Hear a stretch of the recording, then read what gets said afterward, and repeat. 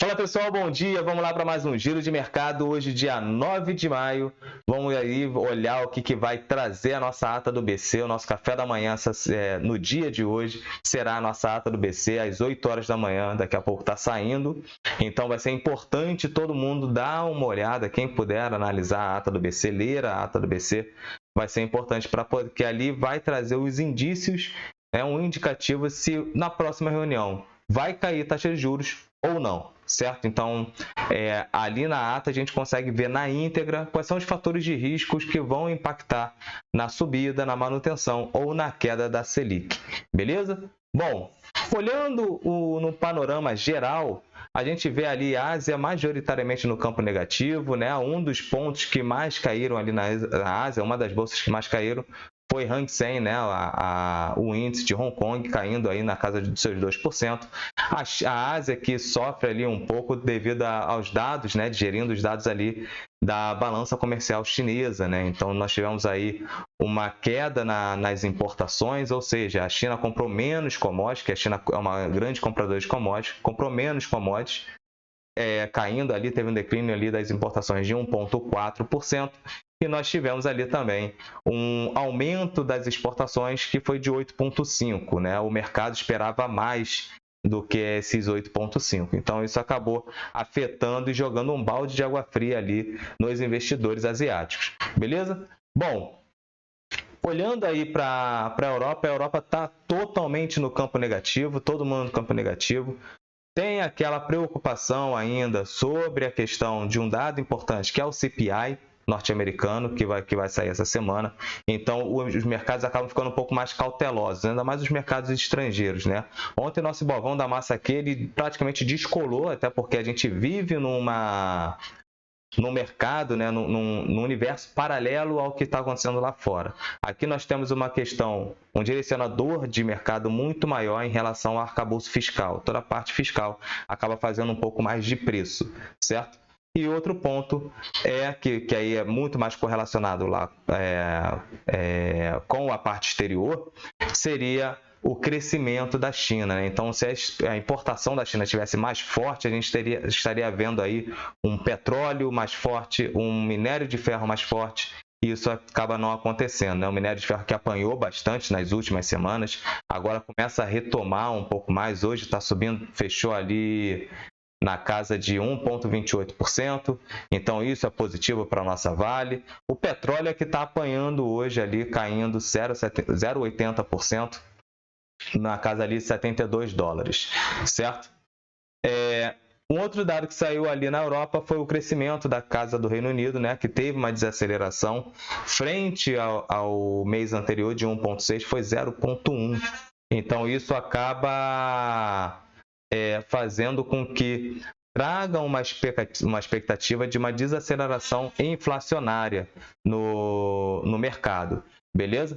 Desculpa aí só o barulho, que foi o despertador ali do celular, mas simbora, vamos caminhar.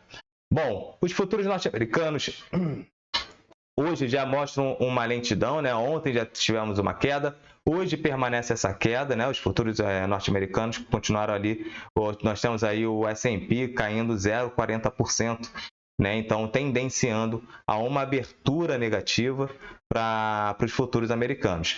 Um ponto que preocupa nos Estados Unidos, além da questão da inflação, que vai sair os dados ainda, né, do CPI e do PPI, nós temos também a discussão sobre o teto de gasto, né? Isso ainda preocupa, isso faz com que o rendimento dos treasuries acabam ficando um pouco mais negativos, né? Estão todos aqui olhando os treasuries de 2 anos, de 5, de 10 anos, de 30 anos, todo mundo aí caindo na casa de 1%. Né, nos rendimentos, ou seja, isso mostra uma busca maior por segurança. Então, olhando os Estados Unidos, a Europa e futuros asiáticos e os mercados asiáticos, isso tendencia a um dia de risk-off, né? A galera tomando um pouco mais de segurança e saindo do risco, né? Nós temos aí, já falamos de petróleo, já falamos de minério. Agora vamos falar aí do nosso Brasilzão, né? Nosso Ibovão da massa. Um dado que é bem importante, que a gente vai tratar tanto de Brasil quanto no cenário externo, é que a Suzano lançou ali uma divulgação falando que estuda fazer as suas exportações para a China em yuans, né? Então a gente está falando aí que a China é a maior compradora de commodities, né? Então responde aí por 43% da celulose da Suzano. Então a Suzano falando nessa divulgação, né, nessa declaração, falou que muitos compradores, né, pequenos lá na China, médios e pequenos, já fazem essa pressão sobre uma compra em yuans. Isso acaba tirando um pouco mais do protagonismo do dólar no cenário externo, no cenário de contratos de importação e exportação. Então, isso pode ganhar mais força, até porque a China é a maior compradora de commodities do Brasil. Então, isso pode vir a impactar também nos contratos de petróleo, isso pode impactar também nos contratos de minério. Então, vamos esperar aí o que pode acontecer, mas então mostra aí que já tem uma velocidade. Ontem, Galípolo foi indicado para a diretoria do BC, né? Apesar do Haddad falar que não seria o Galípolo, mas ele foi indicado por alguns ex-diretores do Banco Central, por outros economistas, foi bem visto, até porque, na minha opinião, eu vou dar uma opinião, eu acho o Galípolo um bom cara, né? Um bom economista, acho que tende a contribuir bastante na discussão em relação à política monetária. O ponto-chave é que, na média do mercado, a galera acha que o Galípolo vai ser muito dovish, né? Vai ser muito mais complacente com a inflação. Então, vai ter um viés muito mais voltado para a questão do governo, né? A questão política, e não simplesmente no controle da inflação, né? Como deveria ser, mais técnico. Então, isso a galera tá meio com o pé atrás. Aí acabou fazendo com que a curva de juros tivesse uma inclinação, o dólar acabou ganhando um pouco mais de força depois da indicação. Enfim, essa foi o ponto em relação à indicação do Galípolo, certo? O nosso Ibovão da Massa, vou botar aqui no diário, nós tivemos aí um crescimento de praticamente ali 0,90. Deixa eu botar aqui mudar a câmera. Aqui, ó, é a nossa carteira ativa, que é a carteira pública do Descomplicando Finanças. Para você que ainda não assistiu o Descomplicando Finanças, eu vou deixar sempre aqui agora, quando a gente mostrar os gráficos, a carteira atual do Descomplicando. Então, ontem, se você não assistiu, eu vou deixar aqui o cardzinho, eu não sei como fazer isso. Se eu não conseguir colocar o card, clica aqui no meu canal e busca o vídeo que está lá. Tem uma playlist chamada Carteira Pública, beleza? Ainda estou aprendendo essas questões todas de YouTube. Bom, ontem nós tivemos o nosso Ibovão da Massa subindo aí na casa de quase 0,9%. Isso foi positivo, buscou aqui a média móvel de 200 períodos. Né? Lembra como eu falei lá no Descomplicando Finanças sobre médias móveis, rastreadores de tendência? Quando a gente tem a média móvel, as médias móveis inclinadas para baixo e os preços fechando abaixo da média móvel de 200, de 20 e de 10 períodos, isso indica uma queda nos preços, uma tendência de baixo. Quando isso está ao contrário, ou seja, o fechamento de preço está acima da média móvel de 10 períodos, média móvel de 200 e da média móvel de 20 e a média móvel de 200, isso mostra uma tendência de alta. E quando ela está lateralizada, mostra que tem uma indefinição de mercado, certo? Então, hoje a gente tem a nossa média móvel de 200 períodos olhando no diário, ela basicamente horizontalizada, e nós temos aí na média móvel no cenário mensal, né? no time frame mensal, nós vemos aí a média móvel de 200 abaixo aí dos fechamentos de preço, então mostra ainda que tem uma indefinição no curto prazo, porém a tendência de longo prazo do Ibovespa ainda é para cima. Agora, isso pode mudar mediante a questão das notícias sobre o arcabouço fiscal, porque um dos motivos do nosso Ibovão da Massa estar nessa lateralização, que não é de agora, é desde 2021, ali, né, de setembro de 2021, isso já é uma indefinição sobre como seria a política fiscal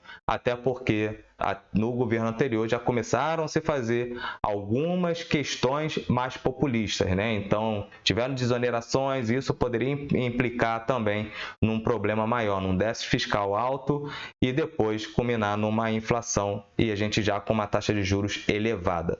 Beleza? Então, ali já mostrou essa indefinição. Continuamos nela, estamos na ponta de baixo do caixote, buscando voltar para cima do caixote ali na casa dos seus 114, 116 mil pontos, certo? Ontem nós fechamos aí com 106 mil pontos, né? Hoje, com o cenário externo, mesmo com o minério subindo, nós podemos ter uma Vale de neutro para alta, porém uma Petro caindo um pouco mais ali, fazendo esse contraponto, né? Esse contrapeso ali do Ibovespa e fazer com que o nosso Ibovão da Massa fique ali de neutro para positivo ou de neutro para negativo, certo? Então, porque o mundo mostra um risk-off, só que aqui a gente está olhando para o arcabouço fiscal, essa discussão sobre a reforma tributária, então isso tende a fazer um pouco mais de preço. Se os bancos cederem, vai ser difícil nós termos o Ibovão da Massa no campo positivo, porque aí teríamos somente